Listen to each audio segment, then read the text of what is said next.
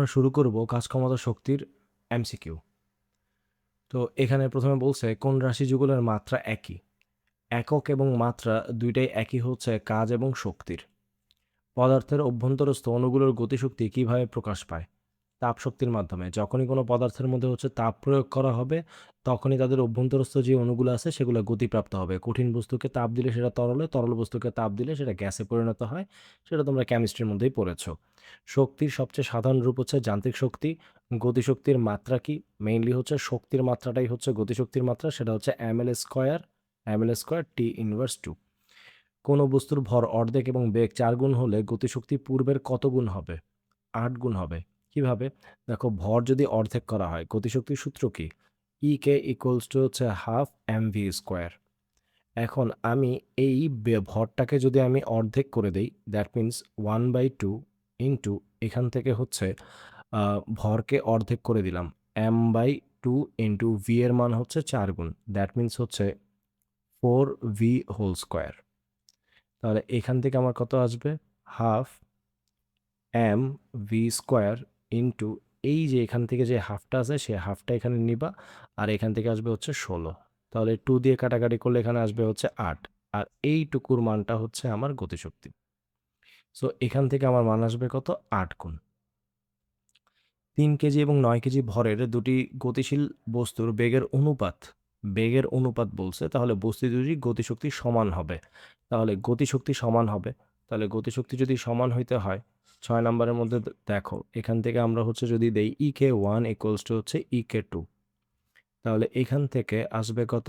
Half m1 v1 square equals to half m2 v2 square. এখান থেকে half আর half চলে যাবে, দ্যাট মিন্স এখানে আসবে v1/v2 whole square equals two m2/m1। তো এখন এখান থেকে m2 এর মান 9 এবং m1 এর মান 3। তাহলে এটাকে যদি আমরা রুট করে দিই, রুট করে দিলে থাকবে কাটাকাটি করে 3 থাকবে, তাহলে √3 অনুপাত 1। সো এখান থেকে v1/v2, দ্যাট মিন্স v1 অনুপাত v2 √3:1, খ নাম্বারটা। তো এখন এরপর এখান থেকে কি বলা আছে যে 50 গ্রাম ভরের একটা বস্তুর মধ্যে যদি 10 জুল গতিশক্তি খাড়া উপরের দিকে নিক্ষেপ করা হয়, তাহলে বস্তুটি কত বেগে উপরের দিকে নিক্ষেপ করা হয়েছিল? দ্যাট মিন্স আদি বেগ চাইছে। সো এখান থেকে আমাদের সেম ভাবে কে ইকুয়ালস টু হাফ ইন্টু ভর ইন্টু বেগ স্কোয়ার। সো এখানে আদি বেগটা বের করব। তো এখান থেকে দেওয়া আছে 10 equals to half into 10 gram ভরের, তাহলে 50 গ্রাম, এখানে হবে 50 divided by 1000 into u square. তাহলে এখন এখান থেকে আমার আসবে এটা কাটা যাবে, এখান থেকে এটা কাটা যাবে 20 40, তাহলে এখানে আসবে ইউ স্কোয়ার ইকুয়ালস টু 400।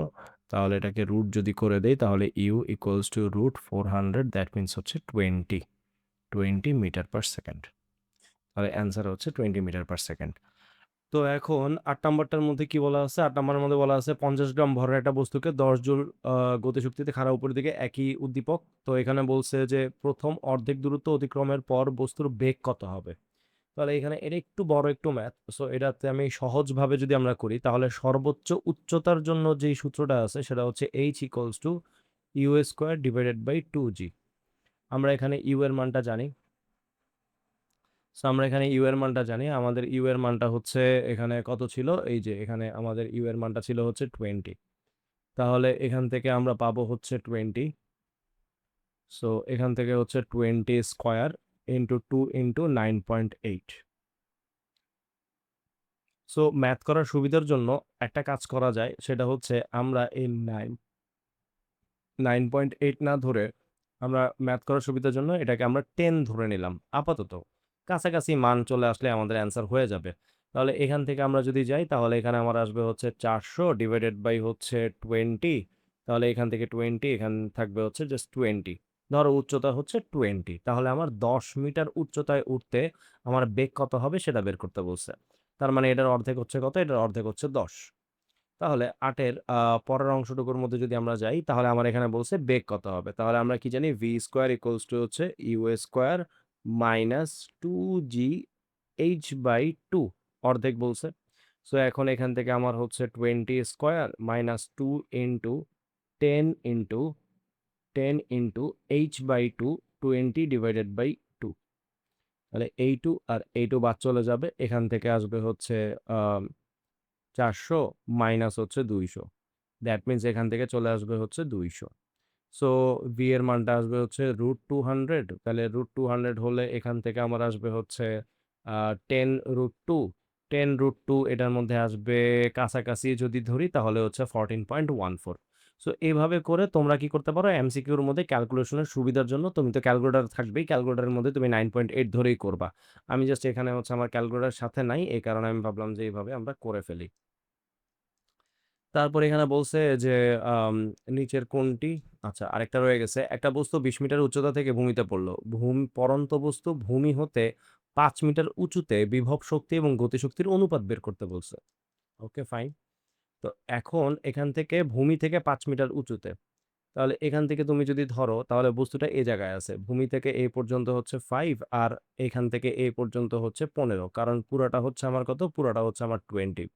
তাহলে এখন এখান থেকে আমাকে বলছে যে বিভব শক্তি এবং গতিশক্তির অনুপাত বের করতে বলছে। তাহলে এখান থেকে দেখবা যে যদি আমার এখানে জাস্ট উচ্চতা দিয়ে আমি বের করে ফেলতে পারি। সো এখান থেকে উপরে দিলাম হচ্ছে বিভব শক্তি ইপি ডিভাইডেড বাই হচ্ছে ইকে। সো আমরা জানি বিভব শক্তি ধরতে হয় নিচ থেকে, তাহলে mgh আর গতিশক্তি ধরতে হয় উপর থেকে। সো এখান থেকে ধরলাম mgx। তাহলে mgg কাটা h এর মান হচ্ছে আমার 5 আর x এর মান হচ্ছে 15। তাহলে 1/3। তাহলে এখানে হবে 1:3। এটা হচ্ছে অ্যান্সার। নিচের কোনটি অনবায়নযোগ্য শক্তি? অনবায়নযোগ্য শক্তি যেটা কি হচ্ছে ফুরায়া যায়। নবায়নযোগ্য শক্তি হচ্ছে যেটা কখনো ফুরায় না। সেখানে বায়োমাস, জিওথার্মাল, বায়ুশক্তি এই সবগুলোই হচ্ছে নবায়নযোগ্য শক্তি আর অনবায়নযোগ্য শক্তি হচ্ছে নিউক্লিয়ার। প্রকৃতিতে ইউরেনিয়ামের পরিমাণ 0.7%। ক্ষমতার একক কোনটি? ক্ষমতার একক হচ্ছে আমার ওয়াট। ১০ কেজি ভরের একটা বস্তুকে ১৫ সেকেন্ডে ২০ মিটার উচ্চতায় উঠাতে হলে পরিমাণ এত জুল কাজ করতে হবে। তাহলে কাজের সূত্র কি? W হচ্ছে mgh যদি দিয়ে দেই, তাহলে m এর মান হচ্ছে আমার 100, g এর মান 9.8 এবং এখানে হচ্ছে উচ্চতা হচ্ছে 20। তাহলে এখান থেকে আমার এই মানটা ঠিক আছে। ক্যালকুলেট করে দেখো। এরপরে এখান থেকে বলছে বলের পরিমাণ হচ্ছে এত। তার মানে বলের জন্য হচ্ছে F equals to mg দিতে পারো। So F equals to mg যদি হয় তাহলে এখানে m এর মান হচ্ছে 100 আর g এর মান হচ্ছে 9.8। তাহলে এখানে আসবে হচ্ছে 980 নিউটন। বাট এখানে আছে 98, তার মানে এটা হবে না। আর এরপরে দেওয়া আছে 1.31 ক্ষমতা। এখানে যেহেতু হচ্ছে অপশন ২ টা ২ টা করে দেওয়া আছে তার মানে এটা যেহেতু হবে না তার মানে ১ আর ৩। সো অ্যান্সার হচ্ছে ১, ৩। একটা ম্যাচের বাক্সের মধ্যে একটি ম্যাচের বাক্সের মধ্যে কাঠি হচ্ছে ৩ নিউটন ৪ সেন্টিমিটার। তাহলে হচ্ছে এখানে ব্যয়িত শক্তি। তার মানে হচ্ছে ব্যয়িত শক্তি W ইকুয়ালস টু হচ্ছে Fs দিয়ে দিতে পারো। F এর মান হচ্ছে 3, S এর মান হচ্ছে 4 centimetre. That means 4 divided by হচ্ছে 100। তাহলে এখান থেকে আমার আসবে হচ্ছে ৪ দিয়ে এখানে হচ্ছে 25। আম দ্যাট মিনস হচ্ছে 25। তো এখন আমি দেখি এখান থেকে আমাদের ভ্যালু যদি আমরা বসাই এখানে হচ্ছে F এর মান হচ্ছে 3, 3 ইনটু আ 0.04 ৩ ৪ 12 আসবে। সো এখান থেকে আমার মান আসবে 0.12। ফাইন। তো 0.12 চলে আসলো। এখান থেকে বলছে 5 মিটার পার সেকেন্ড বেগে গতিশীল ১০ কেজি ভরের একটা বস্তুর উপর গতির দিকে আরো ২০ জুল শক্তি প্রদান করা হলো। বস্তুর বেগ কত হবে? আচ্ছা, এখান থেকে বেগ বের করতে বলছে। এখানে শক্তি দেওয়া আছে। এখানে আমরা কাজ ক্ষমতা শক্তির সূত্রে এপ্লাই করতে পারি। কাজ ক্ষমতা শক্তির সূত্রে এপ্লাই যেটা করতে পারি সেটা হচ্ছে কত আমাদের? এখান থেকে যদি আমরা একটু নিচের দিকে যাই তাহলে আমার এখান থেকে আমি এটা একটু নিচে করি। সো ১৫ নাম্বার ম্যাথের মধ্যে আমরা এখান থেকে করতে পারি W equals to half m into V square minus U square. So মানগুলাকে বসাই আমরা। এখান থেকে দেওয়া আছে হচ্ছে 20 equals to half into m এর ভ্যালু হচ্ছে 10 ভি স্কোয়ার মাইনাস হচ্ছে ইউ স্কোয়ার মানে হচ্ছে 5 স্কোয়ার। তাহলে এখান থেকে এটা কাটা যাবে 5, 5 দিয়ে এটা কাটা যাবে হচ্ছে 4। তাহলে V square equals two 25 plus 4 that means V এর মানটা আসবে হচ্ছে √29। সো √29 করলে অ্যারাউন্ড হচ্ছে 25 প্লাস 4 দ্যাট মিনস হচ্ছে 5 পয়েন্ট সামথিং। এই যে 5 পয়েন্ট সামথিং। শক্তির সবচেয়ে সাধারণ রূপ হচ্ছে যান্ত্রিক শক্তি। কোনটি স্প্রিং ধ্রুবকের একক? স্প্রিং ধ্রুবকের একক ২ টা। আমরা জানি হচ্ছে কি K ইকুয়ালস টু হচ্ছে F/x একটা আছে এবং আরেকটা আছে হচ্ছে W equals to half kx square. So এখান থেকে আমরা যদি জানি হচ্ছে জুল আর এটা হচ্ছে মিটার স্কয়ার, দ্যাট মিনস হচ্ছে জুল পার মিটার স্কয়ার। বলছে যে কোনটি নবায়নযোগ্য শক্তি? তো এখান থেকে আছে হচ্ছে কয়লা, না কয়লা অনবায়নযোগ্য। তারপর আছে হচ্ছে প্রাকৃতিক গ্যাসও অনবায়ন। আর এখানে আছে ইউরেনিয়াম, এটা অনবায়ন। তাহলে এখান থেকে হবে হচ্ছে জলপ্রপাত, সমুদ্রের তাপ এবং সূর্যের আলো। নিচের কোনটি অনবায়নযোগ্য? নিউক্লিয়ার। অনবায়নযোগ্য এখান থেকেও নিউক্লিয়ার এবং অনবায়নযোগ্য নিউক্লিয়ার একই প্রশ্ন। নবায়নযোগ্য শক্তির উৎস কোনটি? এটা হচ্ছে জিওথার্মাল বা ভূতাপীয় শক্তি। ফিউশনের জ্বালানি হিসাবে হচ্ছে হাইড্রোজেন পাওয়া যায়। ফটোগ্রাফিক প্লেটের মধ্যে রাসায়নিক শক্তি হয়, আলোক শক্তি রাসায়নিক শক্তিতে রূপান্তরিত হয়। তারপরে এখান থেকে আমরা যদি যাই, আম তাহলে এখান থেকে আর আসবে হচ্ছে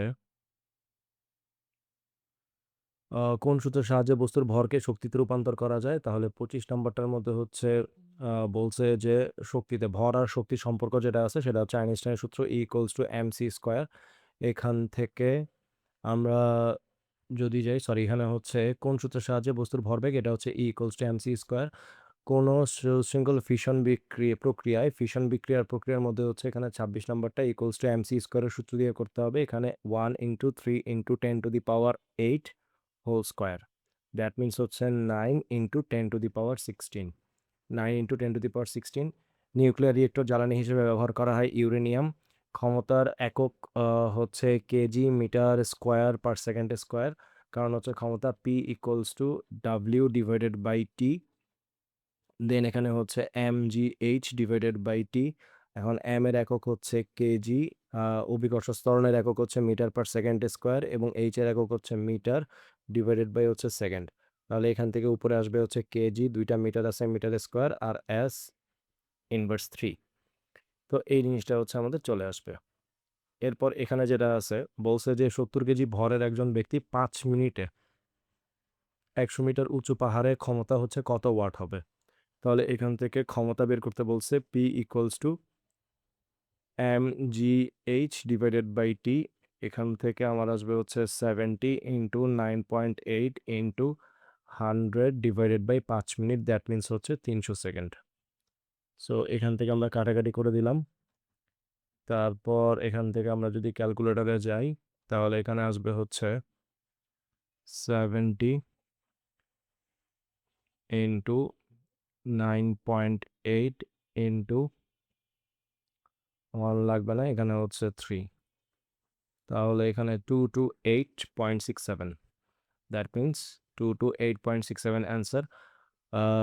500 ওয়াট ক্ষমতার একটা তড়িৎ মোটর। তাহলে এখানে যেটা দেওয়া আছে সেটা হচ্ছে আমার এখান থেকে দেওয়া আছে হচ্ছে পি ইন দেওয়া আছে, প্রদত্ত ক্ষমতা দেওয়া আছে 10 সেকেন্ডে এত ভরের বস্তু এত মিটার উচ্চতায় উঠানো হয়। আচ্ছা, তাহলে শক্তির অপচয় বলছে। তাহলে শক্তির অপচয়ের যে সূত্রটা আছে আমরা কি জানি? আমরা জানি প্রদত্ত শক্তি ইকুয়ালস টু কার্যকর শক্তি মাইনাস অপচয়কৃত শক্তি, সরি, প্লাস অপচয়কৃত শক্তি। তাহলে অপচয়কৃত শক্তিটা যদি থাকে তাহলে হচ্ছে প্রদত্ত শক্তি মাইনাস কার্যকর শক্তি ইকুয়ালস টু অপচয় শক্তি। তাহলে এখন এখান থেকে E in minus E out equals to, এবার ই ইনের জন্য আমরা পাবো হচ্ছে P in into T minus mgh।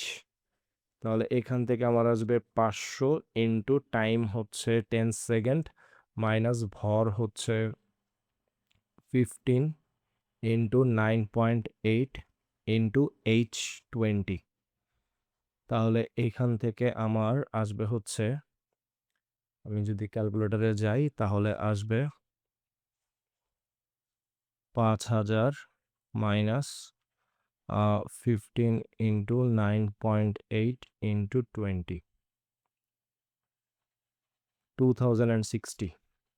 So 2060 হচ্ছে অ্যান্সার।